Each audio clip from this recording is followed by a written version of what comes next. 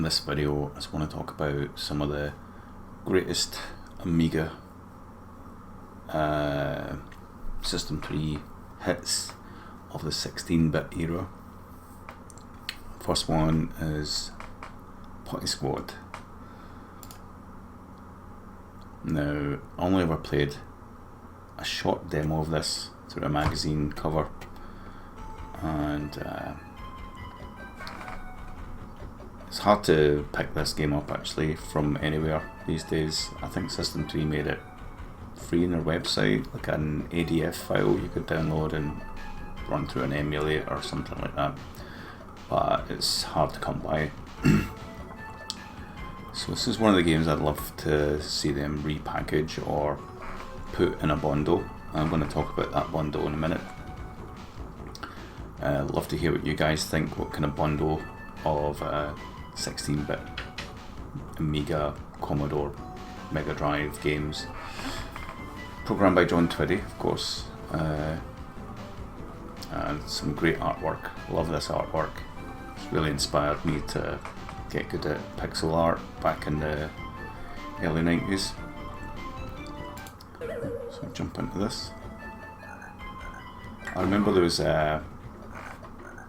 some sort of magazine coverage about how Putty's animation was done, how he'd stretch and stuff, and I was just fascinated by that. Another thing I found really interesting with this was the parallax effect, but not just that, the background was blurred, which gave it a really 3D looking effect. I've never seen that before. So if you notice, not just the parallax effect, but if I just skip to a point here, the background is actually blurred. It just made the whole foreground stand out. I love everything about the graphics in this, the colours, the shading. Now they did a kind of 3D-ish re-release of this. It just doesn't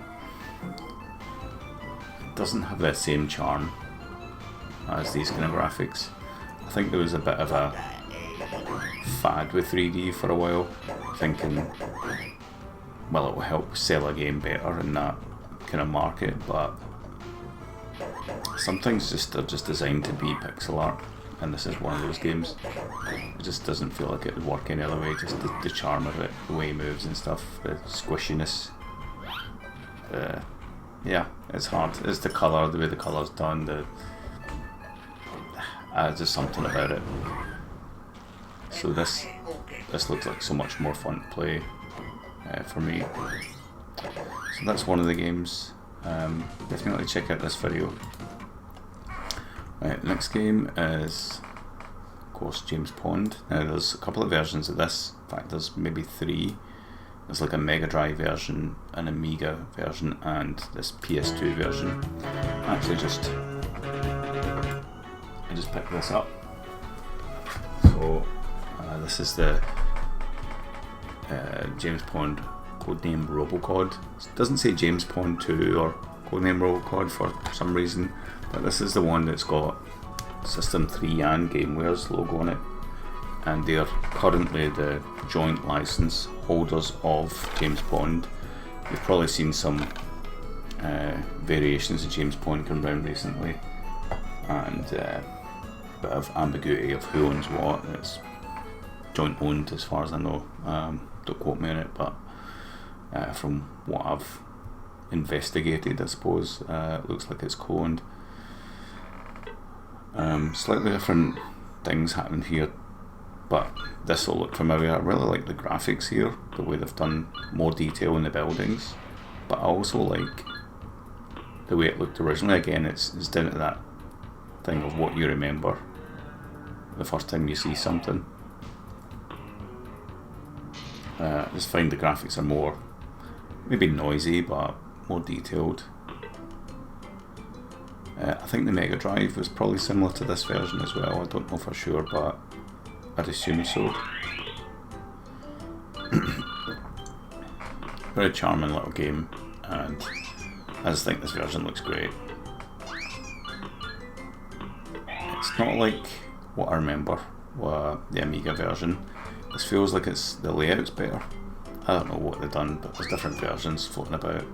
This one just looks and feels better. It's more Christmassy as well.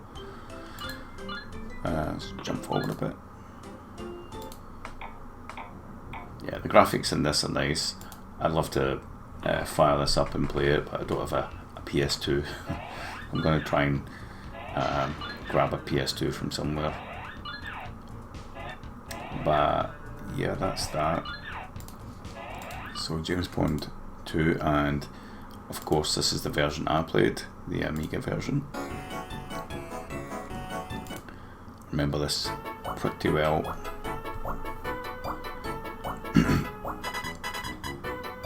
It was a game made by Millennium when Chris Sorrow worked on it. Yeah, this is the version I remember. Much more pretty graphics in terms of simpler and more readable. But where's he going? He's going way up there. Or a door up there. I'm just collecting coins or something. Right.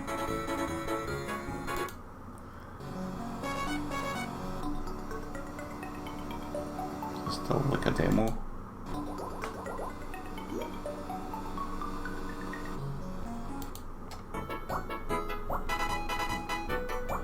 Something about the levels in the Amiga version, I just felt they're very kind of like empty and sparse and a bit, I don't know what it was. It was just a very kind of like repetitive emptiness. Is it even playing the game, or is it just demos running? I think it's just demos running. I'll try and find footage of this.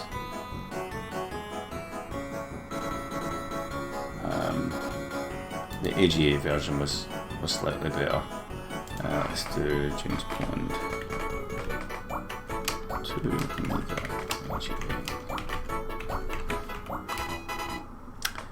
So, yeah, I'm assuming this is it. Okay, I thought that's someone a story playing. item, but it's just a...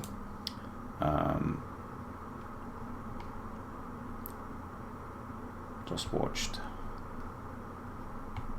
There's very little coverage on it as well, which is annoying.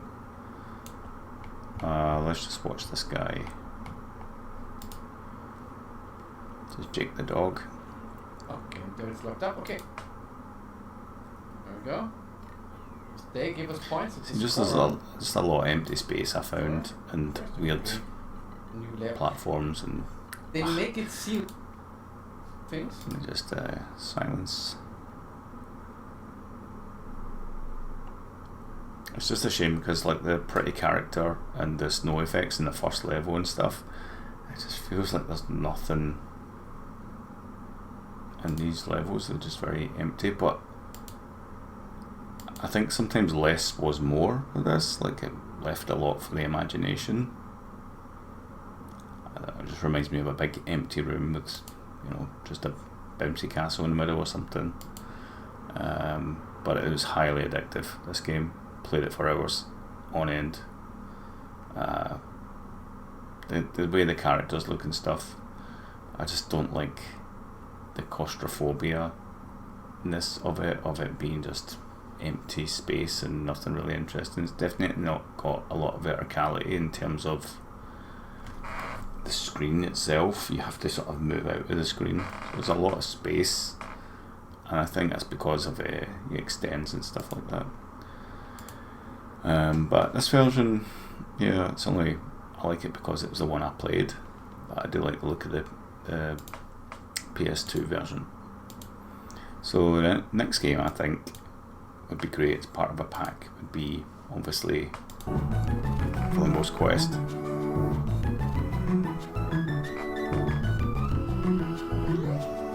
I do like the Commodore version, of course. If they are to do a package, then it would be good if they did the Commodore version with it. And same goes for James Bond. There's a Commodore version of that. There's not one of Silly Putty. Unfortunately, I think someone tried and it was just a bit of a challenge. Maniacs of Noise did the music here as well. It'll be Ryan and Jerome.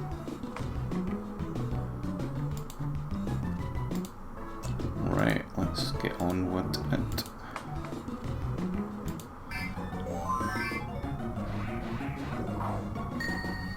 I do like this game as well. Look at the parallax effect, and just a simple little game of just shooting. It's like one of the animals is flashing or something, or different, and they drop a scroll. Yeah, cool little shop where you can buy stuff and upgrade your dude. Very simple. Again, a lot of these games are kind of sold on just music and the graphics. I feel sometimes the gameplay's a bit rinse and repeat. But that's the way games were these days. Got a lot of charm. I like it. Different levels as well.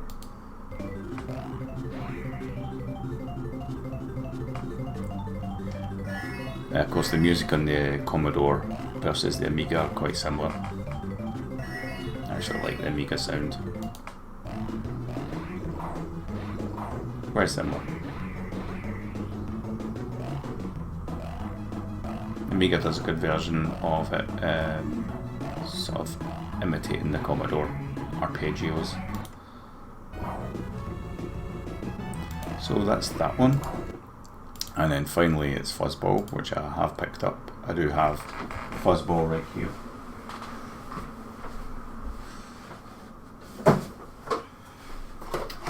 So yeah, I've got Fuzzball. I don't have Flimbo's Quest for Amiga, unfortunately, but this is Fuzzball for Amiga.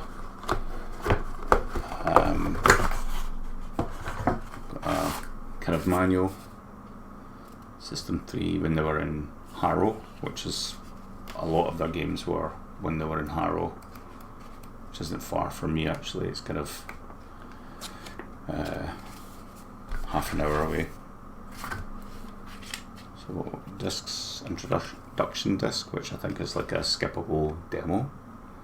I think you can put in this one if you don't want to watch the introduction. It's a cool way of breaking things down, you know, these days you sort of hold the skip button, but yeah, just puts the whole intro on a disc. So that was nice, the intro was quite cool for that. Good music again. The Commodore version of this was never complete.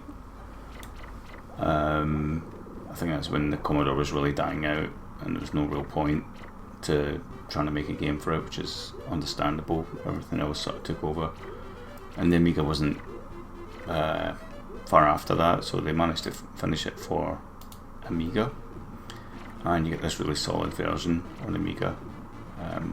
I'm not very good at it. Some bits that just feel beyond my control skills, but it's a good little game. I like the way you have to collect what the fuzz balls sort of drop or whatever.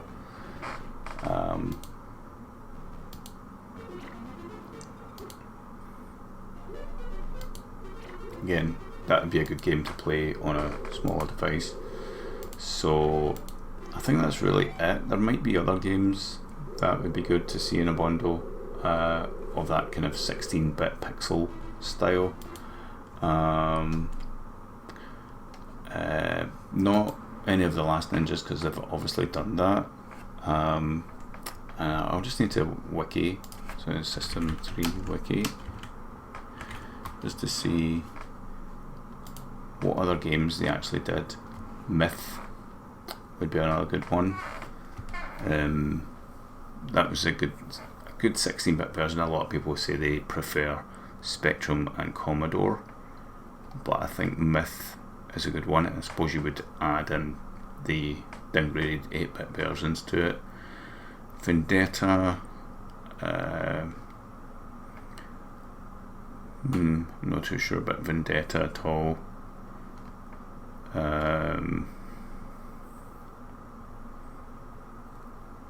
Yeah, that would really be it. Footfall Crush, don't really care for that, to be honest. It's not really my kind of game. I've never been fond of like match 3 style games or whatever it is, like a Tetris, Bejeweled thing or whatever. That's all I really know about that. Obviously they've done all the Last Ninjas in the collection, but Myth, yeah, Myth would be a good one, because then you could have Myth as well. So you're talking a good bundle of games. James Pond, they might want to keep that separate because there's so many versions of it, but I would say just bundle them all and get your money's worth, because the last thing we want to see is more and more Kickstarters of everything, like, can we kickstart this and that. It just starts to make you look a bit skint.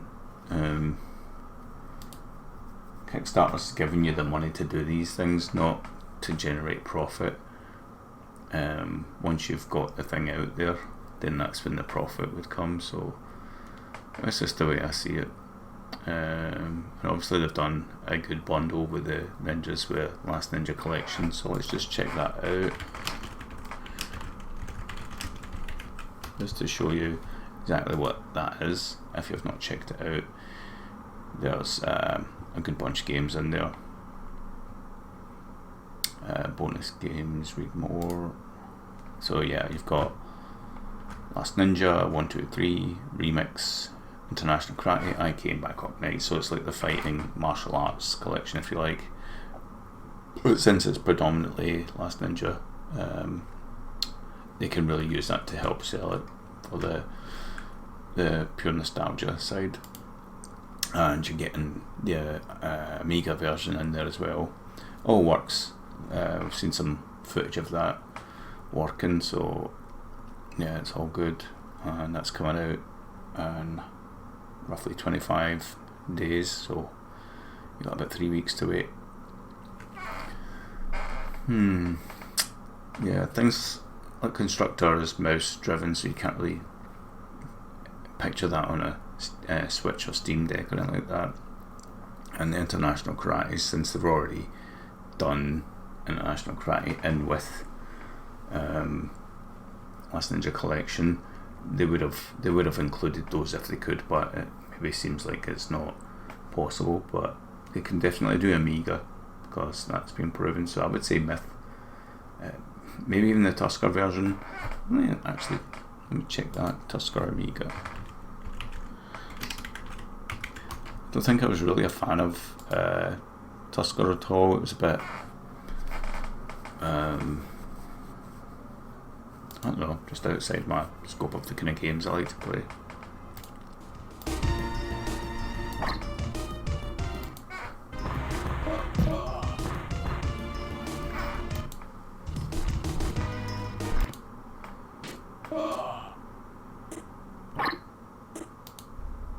Maybe it's got its own fan base.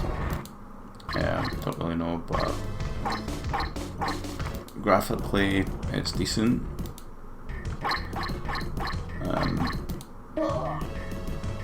Just it looks pretty repetitive from the outset, you know, just attacking various things. But it doesn't have that adventure feel of like pick up an item and take it somewhere. I mean, I can see something there. Maybe that is what it is. Yeah, potentially. I've never played it though.